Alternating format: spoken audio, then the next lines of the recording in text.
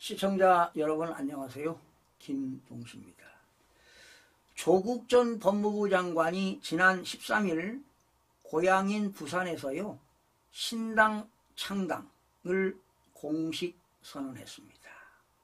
그리고 전날에는 경남 양산의 문재인 전 대통령을 찾아가서 다른 방법이 없다면 신당 창당을 통해서라도 윤석열 정권 심판과 총선 승리에 헌신하겠다고 밝혔습니다. 조국 전 장관이 이 신당을 창당하고 또 개인적으로 출마할 수도 있습니다. 당연히 권리가 있는 것 아니겠습니까? 자유입니다. 그런데 조국 전 장관이 문 대통령을 찾아가서 출마를 하고 또 신당을 창당하겠다고 했거든요. 이때 문 대통령은 조 전 장관의 손을 잡고 주먹을 들어서 응원하는 포즈를 취했습니다. 이것은 사실상 창당을 문 대통령이 용인한 것 아닌가 이렇게 봅니다. 자, 그러면 사실은 조 전 장관이 신당을 창당하고 출마를 하게 되면은 부정적인 파급이 있습니다. 이런 걸 생각해서라도 문재인 대통령은 만류를 해야 되지 않았는가 이런 생각이 들어갑니다. 또 국가 대통령을 지냈고 또 정치 원로로서 파장이 있으니 출마를 안 하는 게 좋겠다.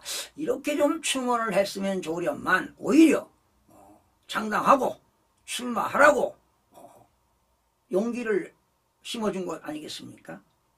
이런 코미디 같은 정치를 언제까지 봐야 할지 애꿎은 국민들만 속이 타들어갑니다. 조국 전 장관은요 일반적으로라면 법정 구속이 됐어야 합니다. 그럴 사안에서 지금 대법원 판결까지 지금 구속을 면하게 됐습니다. 지금 지난 2심에서 인용 실형을 받았잖아요.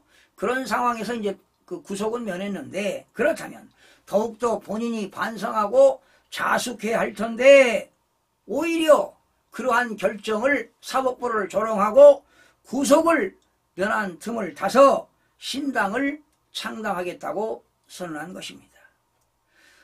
아마 신당을 창당하고 출마하겠다는 그런 결심한 것은 민주당이 지난 6일 날 의원총회에서 소수 정당의 원내 진입을 돕는 명목으로 준연동형 비례대표제를 유지를 결정하자 아마도 신당 창당의 결심을 굳힌 것으로 보일 겁니다.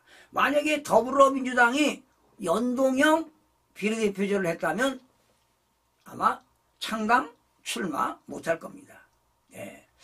아마 지난 총선에서 21대에서 신당 창당한 뒤에 민주당에 흡수된 열린 우리당 모델을 따른 것으로 설왕설래 분분합니다.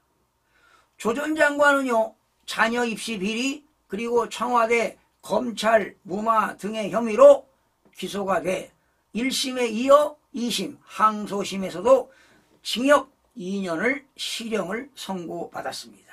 이런 마당에 조 전 장관이 총선 출마나 신당 창당을 거론한다는 그 자체가 심각하게 사법체계를 우롱한 것이라고 보는 것입니다. 최근에 2심 재판부는 자녀 입시의 상당 부분을 유죄로 인정했습니다. 1심 판단이 유지된 만큼 향후 3심에서도 같은 결과가 나올 가능성이 매우 높습니다. 법조계에서도요 1심, 2심 모두가 유죄가 선고된 만큼 대법원에서도 기존형이 유지될 가능성이 높다고 보고 있습니다. 설령 조 전 장관이 이번 22대에서 총선에서 국회의원 배지를 달더라도 대법원에서 징역형이 확정되면 당연히 의원직은 자동으로 상실이 되는 겁니다. 사법의 단죄를 정치적으로 희석하려는 한풀이의 용도로 총선을 이용한다는 말이 괜히 나오는 게 아닙니다. 총선이 개인 명예회복의 도구가 될 수는 없습니다. 여러분, 총선은요, 공복을 선출하는 기회입니다. 법정 구속만 면했을 뿐 유죄 판결을 받은 개인이 명예회복을 위한 자리로 활용해서는 안 되는 것이지요.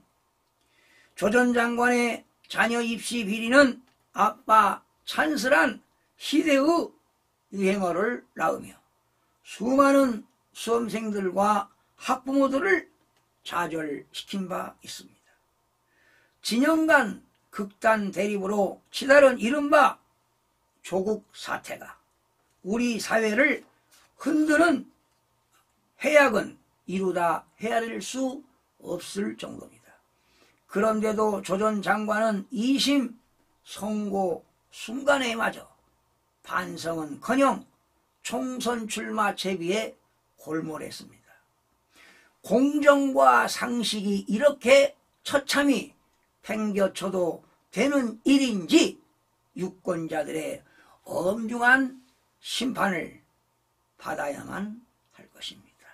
여러분, 자기의 죄를 숨기는 사람은 잘 되지 못합니다.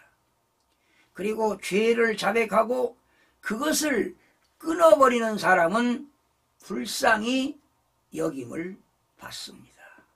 시청해 주신 여러분 고맙습니다.